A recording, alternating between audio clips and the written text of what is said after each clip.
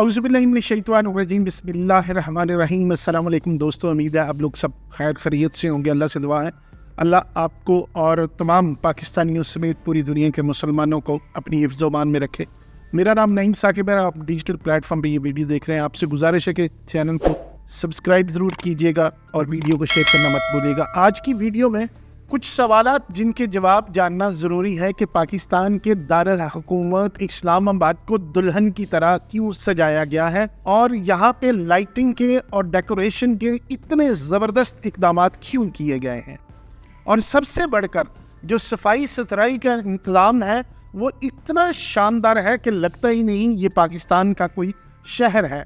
आखिर ये शंघाई इतनी अहम क्यों है, पाकिस्तान को इसका क्या फ़ायदा है, कौन कौन से ममालिक के सरबराहान आएंगे, इंडिया के वज़ीर ख़ारजा आएंगे या नहीं, क्या सऊदी अरब और तुर्की इसमें शामिल है, ईरान इस तंजीम का मेंबर है या नहीं, चीनी वज़ीर आज़म एक दिन पहले क्यों आए हैं, क्या इसराइल और ईरान के दरमियान मामलात को ये तंजीम सेटल कर सकती है और पाकिस्तान को इस तंजीम की मेज़बानी से क्या फ़वाइद हासिल होंगे। ये वो सवालात हैं जिनके जवाब हम जानने की आज कोशिश करेंगे।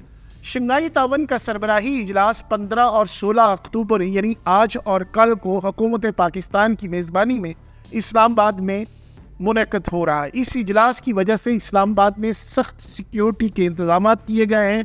आर्टिकल 245 के तहत फ़ौज को हफाजती इख्तियारात दे दिए गए हैं और 14, 15, 16 अक्टूबर यानी 3 दिन इस्लामाबाद और पिंडी में आम तातीलात का ऐलान किया गया है। इस दौरान तमाम स्कूल और तजारती इदारे भी बंद रहेंगे। अब सवाल ये पैदा होता है कि किन किन ममालिक के मुअज़्ज़िज़ीन के आने की तवक्को है। भारतीय वज़ीर ख़ारजा जयशंकर शंघाई तावन तंजीम के इजलास में शिरकत के लिए पाकिस्तान आ रहे हैं। उनकी कन्फर्मेशन हो चुकी है, यानी आज वो इंशाअल्लाह पहुँच जाएंगे। भारतीय वज़ीर दाखिला की जानब से कहा गया है कि भारतीय वज़ीर ख़ारजा पाकिस्तान का दौरा करेंगे। पाकिस्तान के सरकारी ज़राए ने भी जयशंकर की पाकिस्तान की आमद की तस्दीक की है। वीडियो चूँकि हम 2-3 घंटे पहले बना रहे हैं, उस वक्त तक ये पहुँच चुके होंगे। अच्छा, इस लिहाज से जयशंकर की आमद इंतहाई अहम है क्योंकि तकरीबन 9 साल बाद कोई अहम भारतीय शख्सियत पाकिस्तान आएगी। इससे पहले दिसंबर 2015 में उस वक्त की भारतीय वज़ीर ख़ारजा सुषमा स्वराज ने हार्ट ऑफ एशिया कॉन्फ्रेंस में शिरकत के लिए पाकिस्तान का दौरा किया था। इसके बाद 2016 में इस वक्त के वज़ीर दाखिला राजनाथ सिंह ने सार्क की मीटिंग के लिए पाकिस्तान का दौरा किया था। इस तरह बिलावल भुट्टो ज़रदारी 2023 में SCO की वज़राए ख़ारजा की मीटिंग में शिरकत के लिए गोवा गए थे। चीन, रूस, कज़ाकिस्तान, किर्गिस्तान और ताजिकिस्तान, उज़्बेकिस्तान हुकूमत के अहम अफराद के आने की भी इत्तलाआत हैं। इनमें से कुछ ममालिक के सदूर और कुछ ममालिक की इंतहाई आला सतह की शख्सियात इस इजलास में शिरकत के लिए आ रही है। इसके अलावा जबकि अफ़गानिस्तान, बेलारूस, ईरान और मंगोलिया के अलावा नेपाल, तुर्की, अज़रबैजान, आर्मेनिया, कम्बोडिया और श्रीलंका के अहम ओहदेदार बतौर मुबस्सर इस इजलास में शरीक करने की जो इत्तलाआत है। कतर, सऊदी अरब के अहम वफूद भी इस कॉन्फ्रेंस या इजलास का हिस्सा होंगे। अब मैं आपको थोड़ी सी तफसील इस तंजीम की साखत या शंघाई तावन की तंजीम के बारे में हम क्या जानना चाहते हैं, इस पर थोड़ी सी डिटेल से बात करूँगा। शंघाई तावन तंजीम जनूबी और वस्ती एशिया में फैली हुई एक बड़ी बैनुल इलाक़ाई तंजीम है जिसका बाकायदा क़याम 2001 में हुआ। शंघाई तावन तंजीम जोग्राफियाई दायराकार और आबादी के लिहाज से दुनिया की बड़ी बैनुल अक़वामी तंजीमों में से एक के तौर पर उभर कर सामने आई है।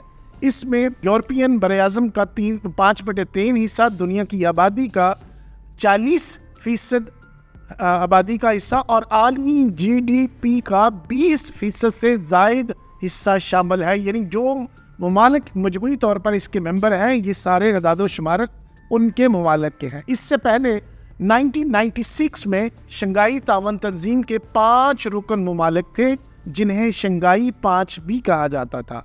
ابتدائی جو اراکین میں چین، روس، قزاقستان، کرغستان اور تاجکستان شامل تھے۔ جب 2001 میں ازبکستان بھی شامل ہوا تو اس کا نام شنگھائی 5 سے تبدیل کر کے SCO رکھ لیا گیا، کیونکہ اس وقت 9/11 کے بعد شدت پسندی عروج پر تھی۔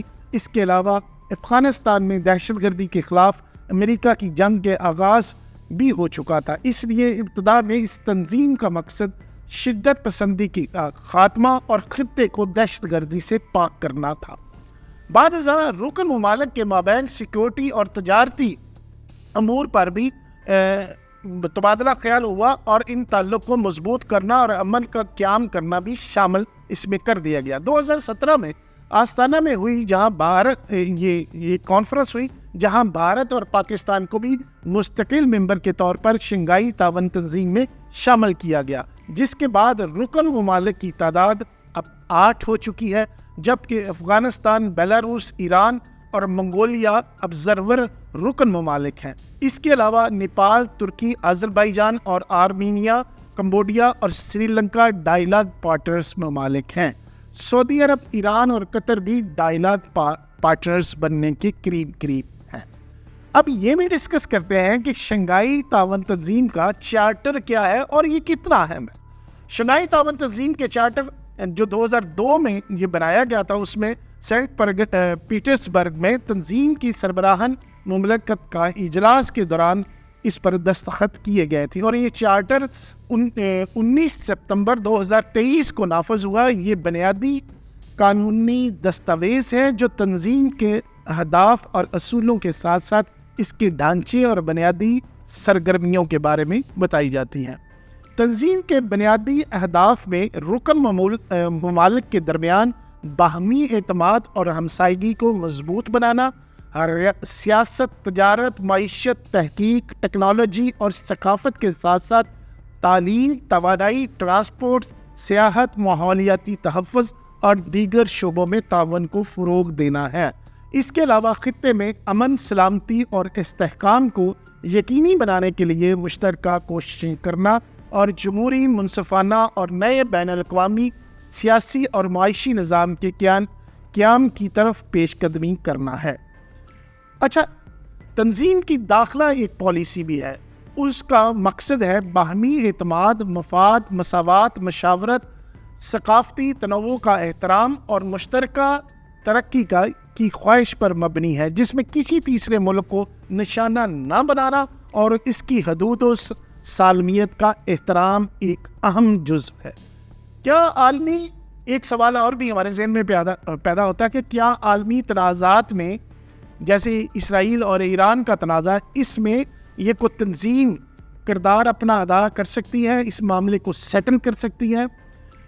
SCO کا اجلاس ایسے وقت ہو رہا ہے جب عالمی سطح پر کئی تنازعات کی زد میں ہیں۔ ان میں بڑے ممالک اس تنظیم کا حصہ بھی ہیں جو براہ راست یا بلا واسطہ ان عالمی تنازعات میں شامل ہیں، جیسے کہ روس اور ایران۔ SCO کے اجلاس کی اس ٹائمنگ کی وجہ سے اسے ایک خاصا اہم سمجھا جا رہا ہے اور اسے ایک بڑے سٹیج کے طور پر دیکھا جا رہا ہے۔ اس تنظیم کے بڑے ممالک میں سے روس اور ایران کی سفارتکاری سخت اور بعض اوقات اشتعال انگیزی پر مائل ہوتی ہے، لیکن چین اپنی سفارتکاری میں بہت معتدل ہے۔ چینی سفارتکاری میں اشتعال انگیزی کا عنصر نہیں اور سفارتی طریقے سے تناؤ کو کم کرتے رہتے ہیں۔ اس لیے چین جیسے ممالک کی موجودگی اور پھر انڈیا، جس کے مغرب اور اسرائیل کے ساتھ اچھے تعلقات ہیں، ایران کے معاملے پر سخت بیانات نہیں دیں گے۔ دنیا میں جاری جنگیں ایک طرف، لیکن کیا یہ اجلاس انڈیا اور پاکستان کے درمیان جمی برف پگھلا سکتا ہے؟ یہ بھی ایک اہم سوال ہے، جس کا جواب یہ ہے کہ دونوں طرف سے یہ کہا گیا ہے ابھی صرف اس اجلاس کے ایجنڈے پر بات ہوگی، اس کے علاوہ دو طرفہ تعلقات پر الگ سے کوئی میٹنگ نہیں ہوگی۔ تو ناظرین، یہ تھوڑی سی میں نے آپ کو تنظیم کا بنیادی مقصد اور اس کی افادیت پر، تو جہاں یہ سوال ہے کہ پاکستان کو اس کا کوئی فائدہ ہے یا نہیں، تو کسی بھی تنظیم کا کسی جگہ پر، کسی ملک میں اس کا اجلاس ہونا ایک اہمیت ہوتی ہے اس ملک کی، جہاں بڑے بڑے سپر پاورز جس طرح یہ چین اور روس ہے، اس کا آ جانا اور ایک طرح سے اظہار یکجہتی ہوتا ہے، اور یہی سب سے بڑا فائدہ پاکستان کو عالمی سطح پر ہوگا، اور پاکستان کو یہ ایک بہتر امیج پاکستان کا دنیا کے سامنے جائے گا، جس سے پاکستان کو آنے والے وقتوں میں تجارت اور دوسرے معاملات میں، عسکری معاملات میں فائدہ ہوگا۔ اب تک کے لیے اتنا ہی، اور نئی ڈیولپمنٹس کے ساتھ آپ کے ساتھ پھر حاضر ہوں گا۔ خدا حافظ۔